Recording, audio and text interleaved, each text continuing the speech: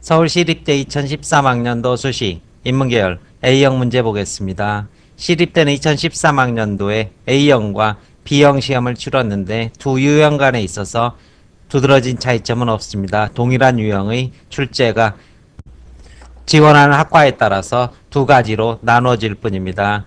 A형 문제에서 핵심 주제는 개념적 지식, 우리가 언어로 만드는 이러한 개념적 지식이 현실적이고 보편적인가 아니면 비현실적이고 자의적인가 이러한 쟁점을 주제로 출제를 했습니다. 1번에서는 역시 제시문을 선택해서 요약하는 것, 그리고 2번은 도표 해석의 문제, 그리고 3번에서는 제시문을 모두 활용해서 자신의 입장을 정한 뒤 비판하거나 옹호하는 문제를 출제를 했습니다.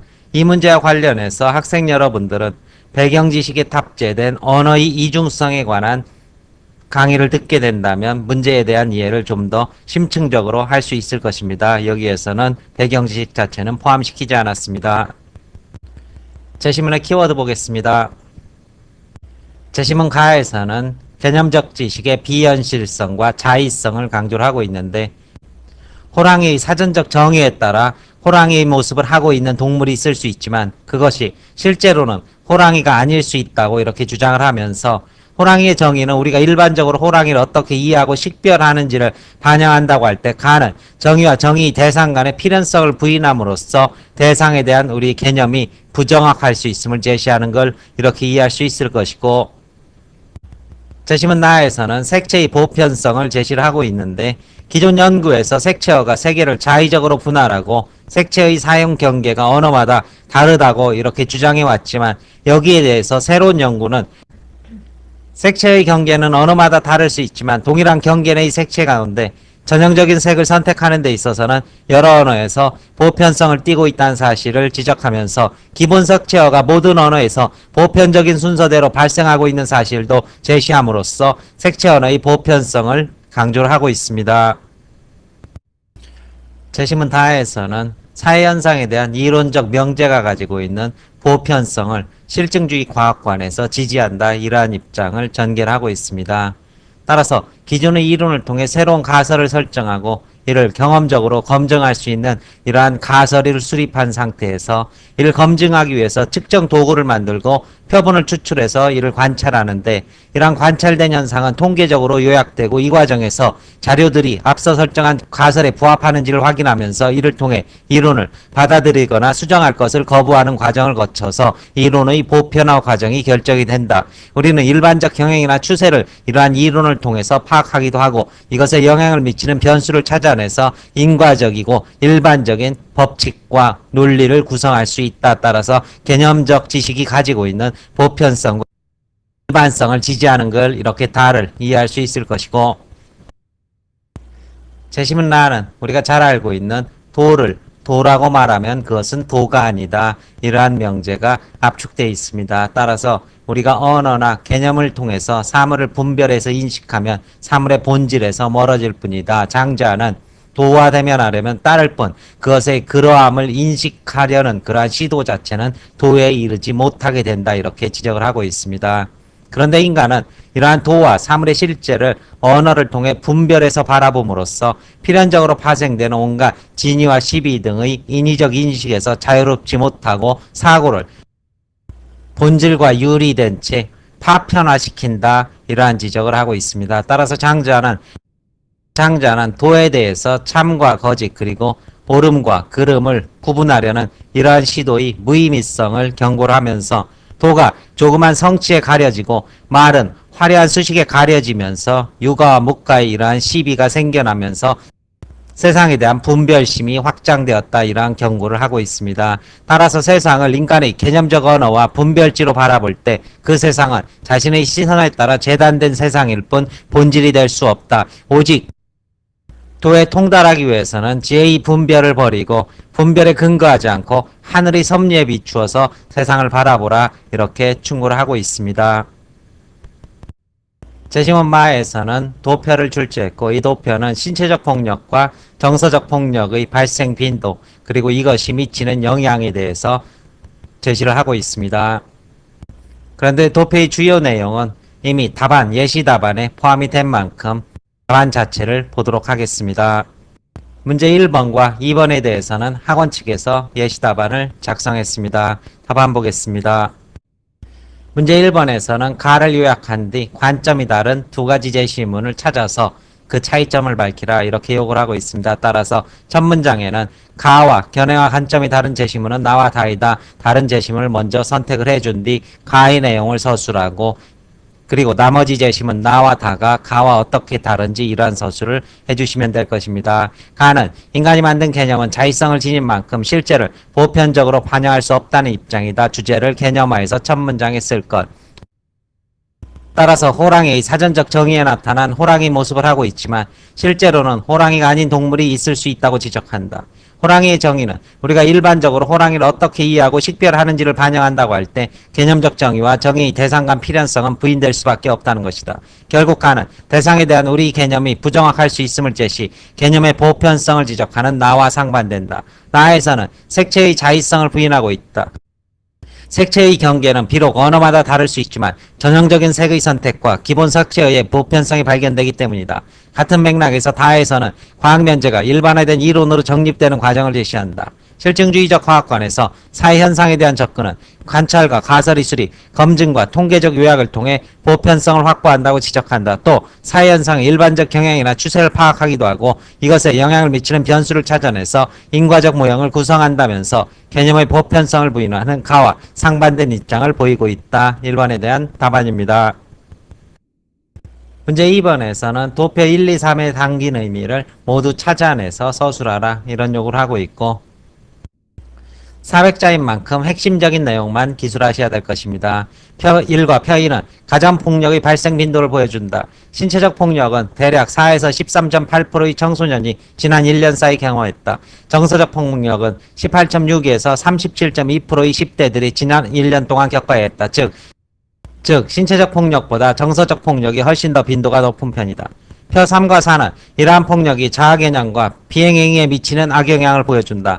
표 3을 보면 신체적 폭력을 경험한 청소년들은 자신을 더 쓸모없으며 더 나쁜 사람이라고 생각한다. 그리고 정서적 폭력을 경험한 청소년들은 자신을 더 실패한 사람이며 더 문제아라고 간주한다.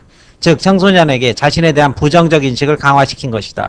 표 4를 보면 신체적 폭력을 경험한 청소년들은 음주나 흡연을 더 많이 한다. 그리고 정서적 폭력을 경험한 청소년들은 결석이나 흡연을 더 많이 한다. 결국 폭력에 대한 노출은 청소년들을 비행행위로 유도하고 있다. 이러한 답안이 될 수 있을 것입니다. 문제 3번에 대해서는 두 가지 입장에서 어떠한 서술이 가능한지 서술 방향 확인하겠습니다.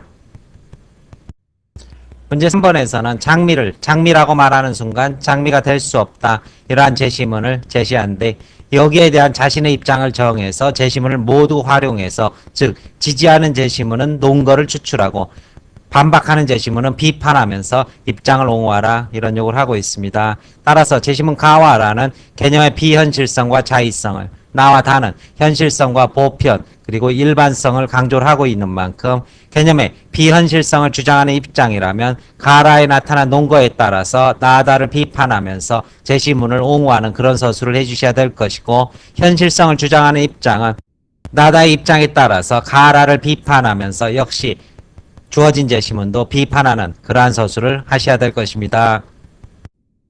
따라서 개념의 비현실성과 자의성을 강조한다면 제시문 가는 옹호를 해야 될 것입니다.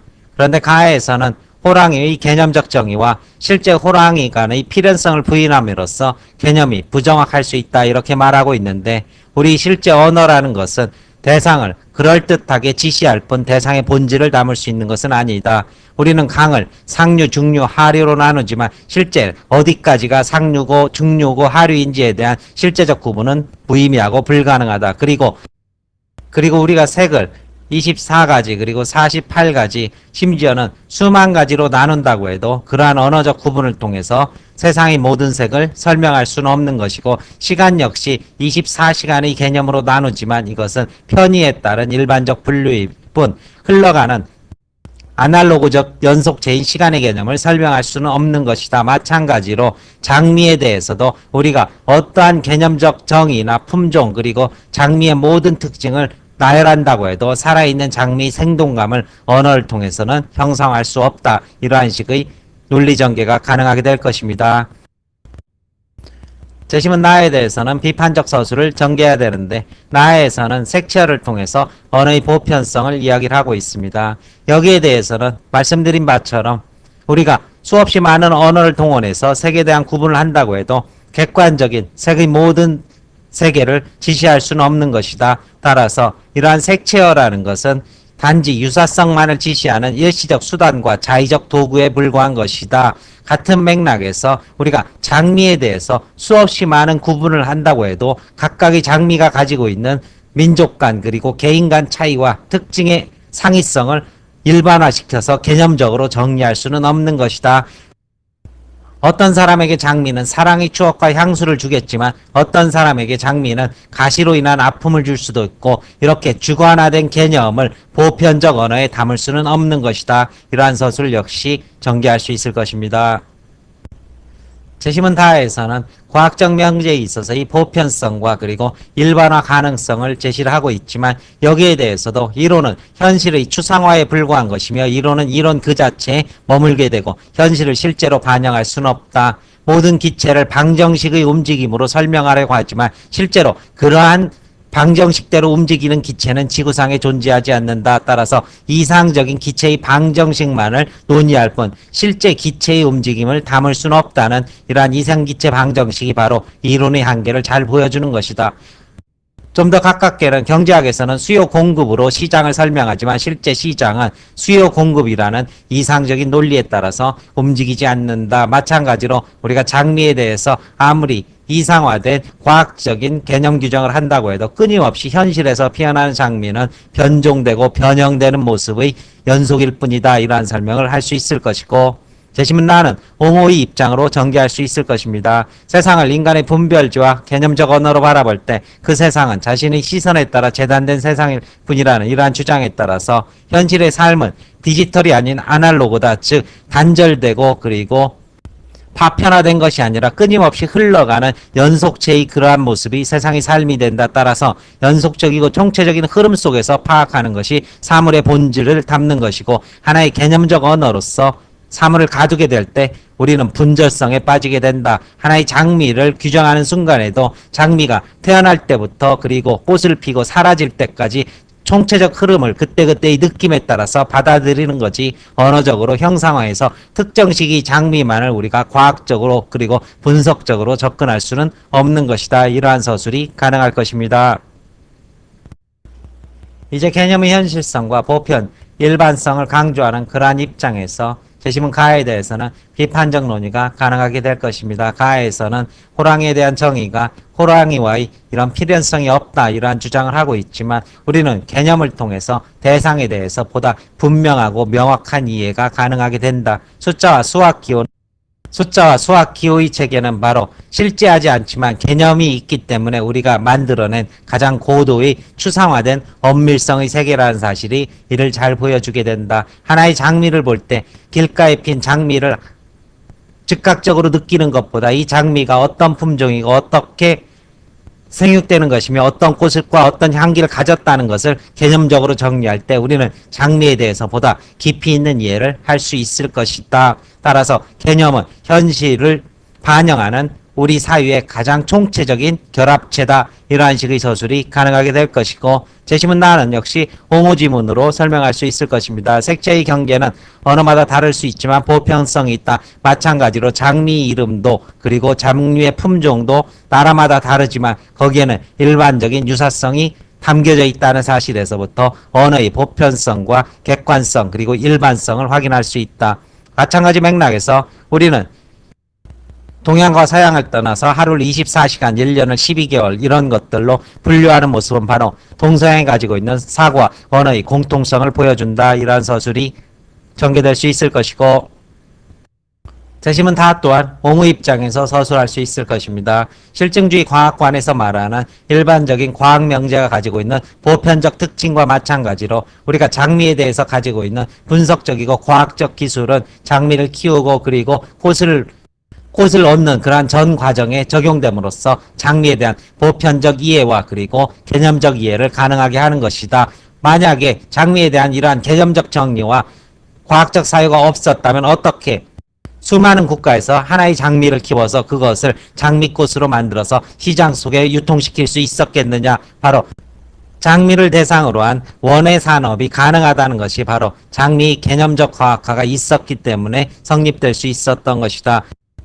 이처럼 과학적 언어라는 것은 절대성과 보편성을 가지며 이것은 현실의 적용 과정에서 예측을 실현하는 힘을 가지게 된다. 따라서 언어의 일반성과 보편성을 지지할 수 있을 것이고, 제시문란은 비판적 입장에서 서술할 것입니다. 세상을 개념적 언어와 인간의 분별치로 바라볼 때 그 세상은 자신의 시선에 따라 재단된 세상일 뿐이란 그런 입장에 대해서는 이것은 언어의 무의미성만을 지나치게 극단적으로 강조하는 견해에 불과하다. 언어는 지시, 사고 전달의 기능도 동시에 가지고 있는 만큼 우리는 우리가 가지고 있는 장미에 대한 사고를 장미에 대한 개념적 정의 속에 담음으로써 전 세계인이 장미에 대한 보편적 생육과 그리고 양육의 조건을 도출해낼 수 있었다. 지도는 영토가 아니지만 영토를 찾아내는 가장 효율적 수단인 만큼 우리는 언어를 통해서 사물에 대해 보다 폭넓고 보편적이고 일반적인 이해를 해나갈 수 있는 것이다. 이러한 시각을 통해서 라에 대해서 비판할 수 있을 것입니다. 설명 마칩니다.